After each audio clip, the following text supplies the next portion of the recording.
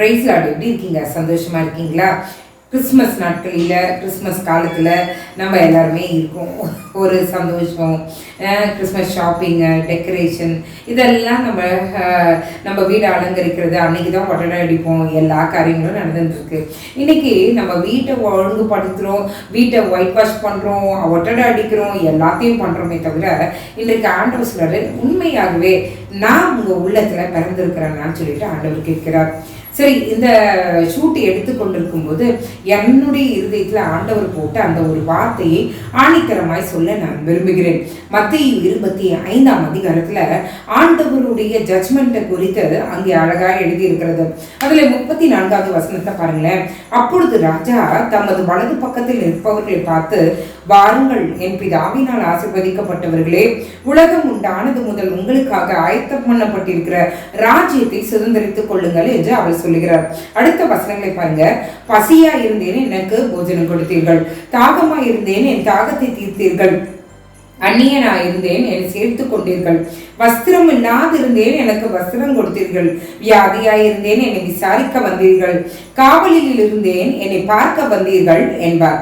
அப்பொழுது நீதிமான்கள் அவருக்கு பிரதியுத்தரமாக, ஆண்டவரே, நாங்கள் எப்பொழுது உம்மை பசியுள்ளவராக கண்டு உமக்கு போஜனம் கொடுத்தோம்? எப்பொழுது உம்மை தாகமுள்ளவராக கண்டு உமது தாகத்தை தீர்த்தோம்? எப்பொழுது உம்மை அந்நியராக கொண்டு உம்மை சேர்த்து கொண்டோம்? எப்பொழுது உம்மை வஸ்திரம் இல்லாதவராக கண்டு உமக்கு வஸ்திரம் கொடுத்தோம்? எப்பொழுது உம்மை வியாதி உள்ளவராகவும் காவலில் இருக்கிறவராகவும் கண்டு உம்மிடத்தில் வந்தோம் என்பார்கள். இந்த வார்த்தை ஆணித்தரமான ஒரு உண்மை. இன்றைக்கு என்ன சொல்றாங்க, ஆண்டவர் என்ன சொல்ல விரும்புறாருன்னா, இந்த கிறிஸ்மஸ் ஒரு அர்த்தமுள்ள கிறிஸ்மஸ் ஆயிருக்கட்டும். ஆண்டவருடைய வருகை எப்பொழுது வேண்டுமானாலும் இருக்கட்டும்.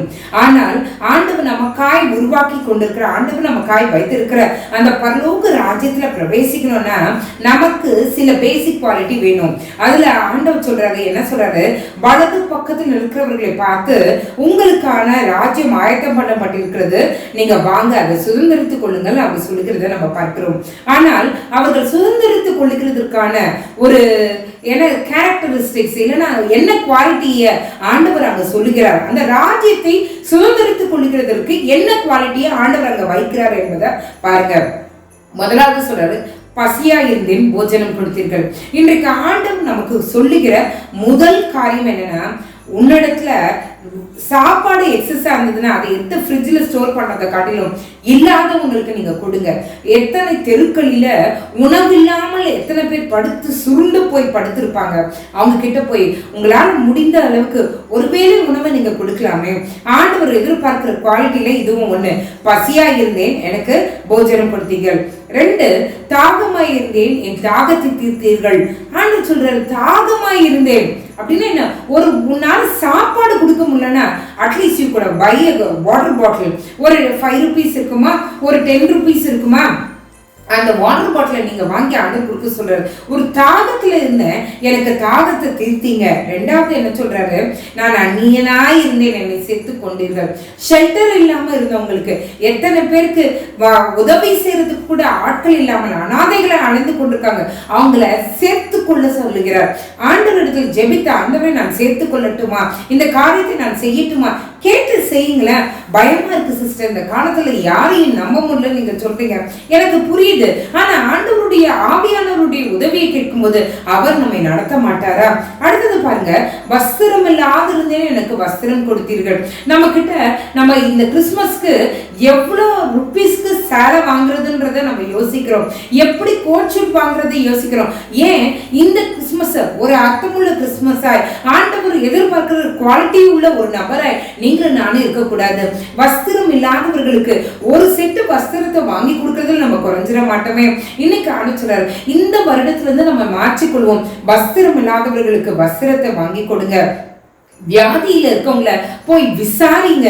இந்த கிறிஸ்துமஸ், இந்த டிசம்பர் மாதத்துல வியாதியில யார் யார் இருக்காங்களோ, ஒருவேளை உங்க சபையின் அங்கத்தினர்களா இருக்கலாம், உங்க குடும்பத்துல இருக்கவங்களா இருக்கலாம், இல்ல நம்ம வீட்டுல இருக்க முதியவர்களா இருக்கலாம், கண்டுக்காம உட்கார்ந்துருக்கீங்களா, இன்றைக்கு மாறுவோமே, அவங்கள போய் விசாரிக்கிற அந்த ஊழியத்தை செய்வோம். வியாதியில இருக்கவங்கள போய் பார்த்துட்டு வாங்க, எப்படி இருக்காங்க, ஏது இருக்காங்க, அவங்கள போய் விசாரிங்க.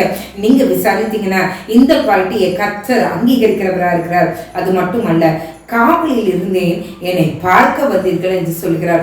காவலில் எத்தனை பேர் ஜெயில் மினிஸ்ட்ரி எல்லாம் பண்றாங்க, எத்தனை பேர் என்னென்ன காவல்ல மாட்டி இருக்காங்க.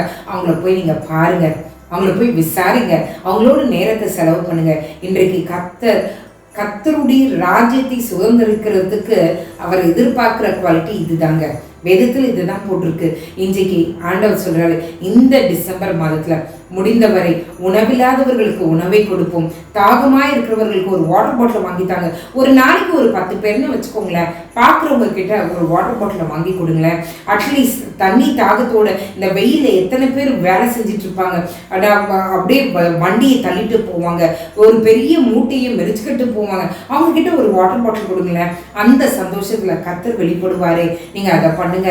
வஸ்திரம் இல்லாதவர்களுக்கு வஸ்திரத்தை கொடுங்க. சிறைச்சாலையில காவல்ல இருக்கவங்களை போய் விசாரிங்க. அது மட்டும் இல்லைங்க, ஆண்டவர் என்ன எதிர்பார்க்கிறார், வியாதியில் இருக்கிறவங்களை போய் விசாரிக்க சொல்கிறார். அவர்களை போய் பார்த்து அவங்களோட கொஞ்சம் நேரத்தை செலவு பண்ணுங்க. இந்த சின்ன சின்ன குவாலிட்டிஸ் இருக்கும்போது இதை அங்கீகரிச்சு ஆண்டவர் பரலோக ராஜ்யத்தை கொடுக்க போறாரா.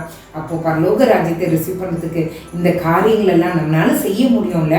இது கூட செய்ய முடியாதா என்ன, நம்மளால செய்ய முடியும். இந்த காரியங்களை செய்யும்போது நிச்சயமாகவே அவர் வைத்திருக்கிற ராஜ்யத்தை நம்ம சுதந்திரித்துக் கொள்வோம். ஜெபம் பண்ணலாமா? எங்களை நேசிக்கிற நல்ல பரமபிதாவே, இந்த நாளில் நீங்கள் எங்களுக்கு சொல்லிக் கொடுத்துருக்கீங்க. நீங்கள் எதிர்பார்க்கிற குவாலிட்டி மற்றவங்களுக்கு இறங்கணும். உன்னிடத்தில் நீ அன்பு குறிக்கிறது போல பிறனிடத்திலும் அன்பு கூறுவாயாக. இந்த பேசிக் குவாலிட்டி எங்களுடைய இருதயத்தில் இருக்கட்டும். இந்த கிறிஸ்மஸ் உண்மையிலே கிறிஸ்து எங்களுடைய இருதயத்தில் பறக்கணும்னா இந்த குவாலிட்டிஸ் இருந்தால் தான் ஆண்டவரே நீர் எங்களோடு இருக்கீங்கன்னு அர்த்தம். எங்களுடைய இருதயத்தில் வாங்க ஆண்டவரே, உம்முடைய கேரக்டர்ஸை எங்களுக்கு தாங்க ஆண்டவரே. மற்றவர்களை பார்த்த உடனே ஆண்டவரே கிறிஸ்துவின் அன்பு பெருக்கெடுத்து ஓடட்டும் ஆண்டவரே. நீர் எங்கள் மத்தியில் இருந்து அசைவாட வேண்டுமா ஜெபிக்கிறோம். நீர் எதிர்பார்க்கிற குவாலிட்டிஸ் எங்களுக்குள்ளும் இருக்க கிருபை செய்யுங்க ஆண்டவரே. அப்பா, இந்த மாதம் முழுவதும் எங்களால் இயன்றதை மற்றவர்களுக்கு செய்ய தகுதியுள்ளவர்களா நீர் எங்களை வைக்க வேண்டுமா நாங்கள் ஜெபிக்கிறோம். நீரே காத்துக்கொள்ளும் வழிநடத்தும். இயேசுவின் மூலம் ஜெபம் கேளும் நல்ல பரமபிதாவே. ஆமென், ஆமென், ஆமென். God bless you.